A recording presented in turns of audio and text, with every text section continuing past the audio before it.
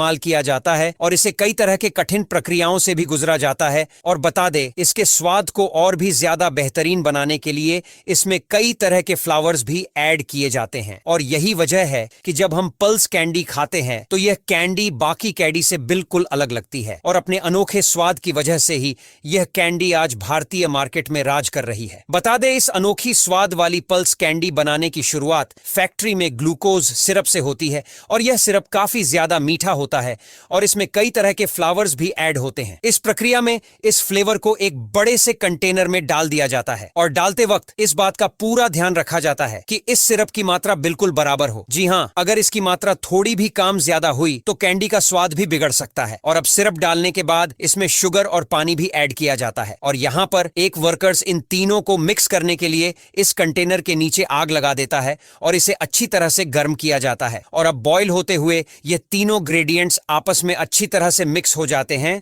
और इस तरह से एक नया सिरप बनकर तैयार हो जाता है।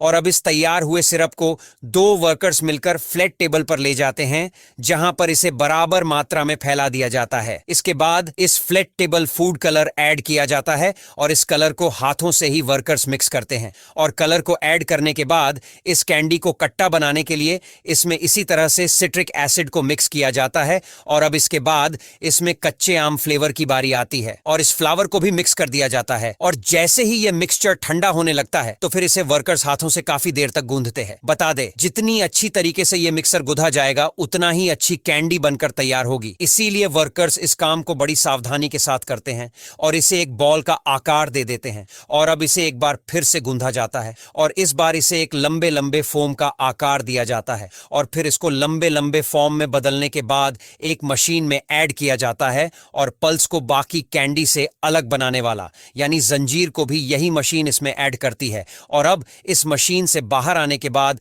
इस मिक्सचर की एक लंबी सी लड़ी बनकर बाहर निकलने लगती है। और अब इस लड़ी को एक कैंडी कटर मशीन में फिक्स किया जाता है और जब इस मशीन से कैंडी बाहर आती है तो वह कैंडी पूरी तरह से कट कर तैयार हो चुकी होती है। और अब इन कैंडी को एक कंटेनर में इकट्ठा कर दिया जाता है।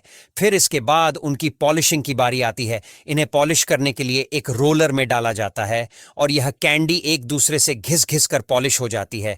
और पॉलिश हो जाने के बाद इन कैंडीज को पैकिंग के लिए आगे भेज दिया जाता है। पैकेजिंग लाइन में कई तरह की मशीनों का इस्तेमाल किया जाता है और इस लाइन में एक तरफ पल्स के रैपर होते हैं, वहीं दूसरी तरफ कैंडी होती है। और यह मशीन काफी फास्ट होती है जो रैपर को कैंडी के साथ रेप कर देती है और यही मशीन इन रैपर को हीट की मदद से हीट करके बिल्कुल पैक भी कर देती है। और इस तरह से जब कैंडी पैक होकर निकलती है तो इन कैंडी की लड़ी निकलती है और इसे कट करने के लिए एक और दूसरी मशीन में डाला जाता है जिससे एक एक करके कैंडी कट होती रहती है। और अब इन्हें एक बड़े बॉक्स में पैक करके मार्केट में भेज दिया जाता है।